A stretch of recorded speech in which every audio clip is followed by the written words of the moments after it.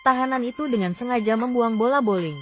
Kemudian berjalan melewati garis peringatan. Tapi tiba-tiba dia bersandar di dinding. Saya tidak menyangka peringatan dini di menara tidak dapat melihatnya. Jelas, posisi ini adalah area penglihatan buta mereka. Tapi dia tidak menunggu selama 2,5 detik. Tapi dia ditemukan di papan peringatan orang yang lewat.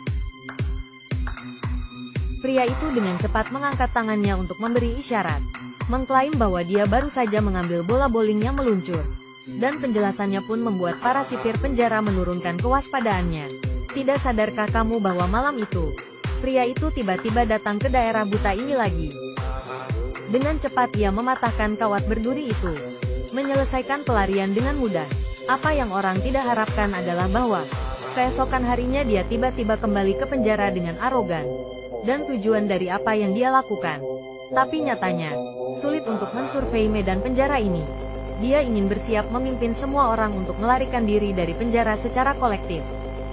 Segera semua orang mulai mengambil tindakan. Mereka pertama-tama mengambil sebuah batu tulis. Lempengan itu tersangkut di dasar saluran pembuangan. Kemudian lepaskan sinyal di luar. Rekannya segera mengayunkan palu godam ketika dia melihat ini. Orang-orang di rumah itu juga menggedor dengan ritme yang sama.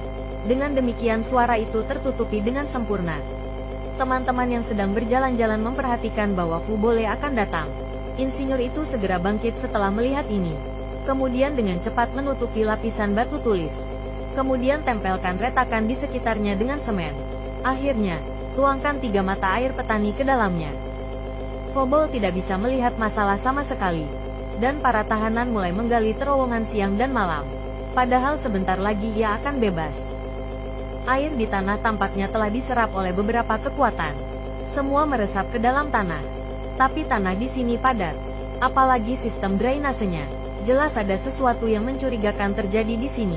Sadarilah dia yang tidak ada di rumah. Panggil Dian cepat.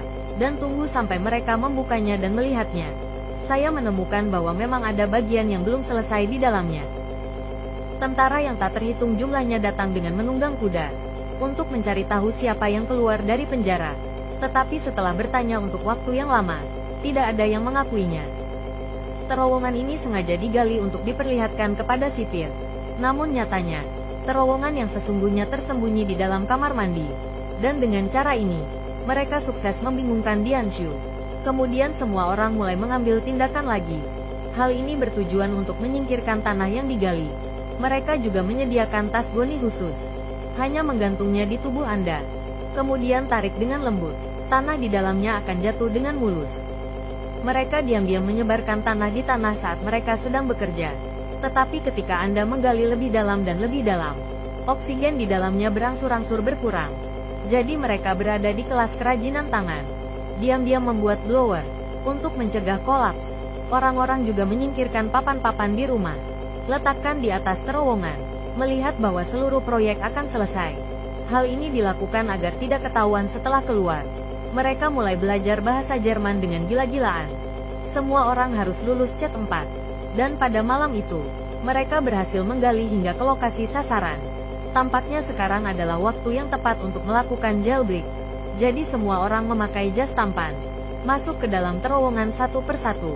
Tetapi ketika mereka menunjukkan kepala mereka,